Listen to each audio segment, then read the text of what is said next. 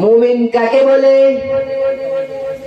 রাসূলুল্লাহ সাল্লাল্লাহু আলাইহি ওয়াসাল্লাম হাদিস শরীফের মধ্যে বলেন, মুমিন হওয়ার জন্য 6টি বিষয় আমাদের থাকতে হবে।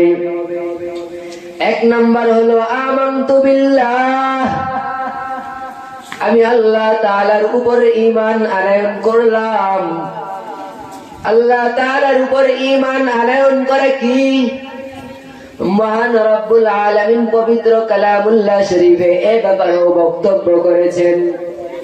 তিনি বর্ণনা করেন, হে পৃথিবীর মানুষ, তোমরা শুনো, আমি আল্লাহর ব্যাপারে তোমরা কি ঈমান রাখবা? মহান আল্লাহ রব্বুল আলামিন বলেন, ওহে নবী আপনি জানিয়ে দিন, কুল হুয়াল্লাহু আহাদ, হে নবী আপনি জানিয়ে দিন বিশ্ববাসী আমার উপর কিভাবে ঈমান আনয়ন করবে। আপনি বলে দিন হুয়াল্লাহু আহাদ, আল্লাহ এক, এই বিশ্বাস অন্তরে রাখতে হবে। আর আল্লাহর ব্যাপারে কি ঈমান রাখবো আমরা? দ্বিতীয় আয়াতে রব্বে কারীম বলেন, আল্লাহুস সামাদ, আল্লাহ অমুখাপেক্ষী। তৃতীয় আয়াতে মহান আল্লাহ তাআলা বলেন, লাম ইয়ালিদ ওয়া লাম ইউলাদ, হে বিশ্ববাসী আমার ব্যাপারে তোমরা কি ঈমান রাখবা? জেনে রাখো, লাম ইয়ালিদ ওয়া লাম ইউলাদ, আল্লাহ তাআলা কাউকে কখনো জন্ম দেন না এবং তিনি কারো থেকে জন্ম লাভ করেননি। চতুর্থ আয়াতে রব্বে কারীম বলেন, ওয়ালাম ইয়াকুল লাহু কুফুয়ান আহাদ, আল্লাহ তাআলার সমকক্ষ কেউ নাই। তাহলে আমরা এই সূরার মধ্যে জানতে পারলাম যে মহান আল্লাহ তাআলার ব্যাপারে কি ঈমান রাখতে হবে।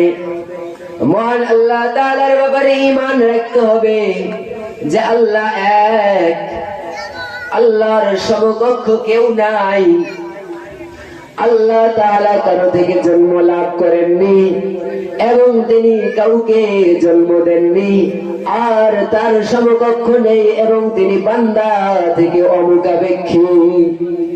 এটা হলো আল্লাহ তাআলার উপর ঈমান আনয়ন করার মাকসাদ আর উদ্দেশ্য।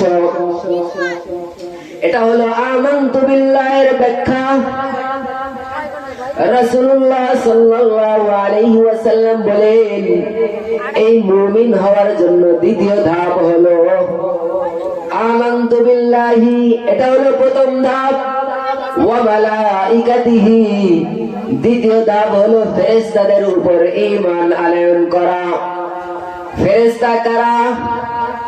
ফেরেশতাদের উপর আমরা কি ঈমান রাখবো? ফেরেশতাদের ব্যাপারে আমাদের ঈমান রাখতে হবে যে ফেরেশতারা হলো আল্লাহ তাআলার এক ধরনের সৃষ্টি, তারা কখনো গুনাহ করেন না। আল্লাহ পাক রব্বুল আলামিন তাদের মধ্যে গুনাহের কোনো আগ্রহ আর খায়েশাত দেননি। আল্লাহ পাক রব্বুল আলামিনের সর্বদা তারা ইবাদতে লিপ্ত রয়েছেন। আল্লাহ পাক রব্বুল আলামিনের আদেশে তারা লিপ্ত আছেন, নিয়োজিত রয়েছেন। এটা হলো ফেরেশতাদের উপর ঈমান রাখা। আর ফেরেশতাদের সংখ্যা কত এটা আমাদের জানা নেই, এটা বান্দার জানা নেই। তাই ফেরেশতাদের ব্যাপারে ঈমান রাখতে হবে।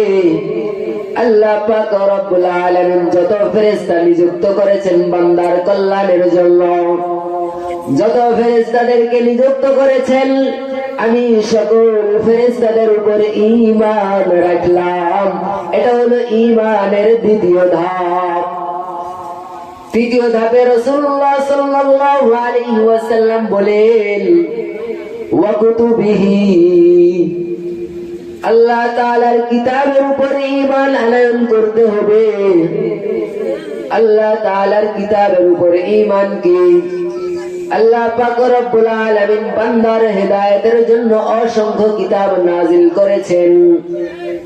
তার মধ্যে 114 খানা কিতাব যে রয়েছে, তার মধ্যে 4টি হলো বড় কিতাব আর বাকি হলো ছোট ছোট কিতাব, যাকে সহিফা বলা হয়। এটা হলো কিতাবের উপর ঈমান রাখা। এটা হলো ঈমানের দ্বিতীয় ধাপ।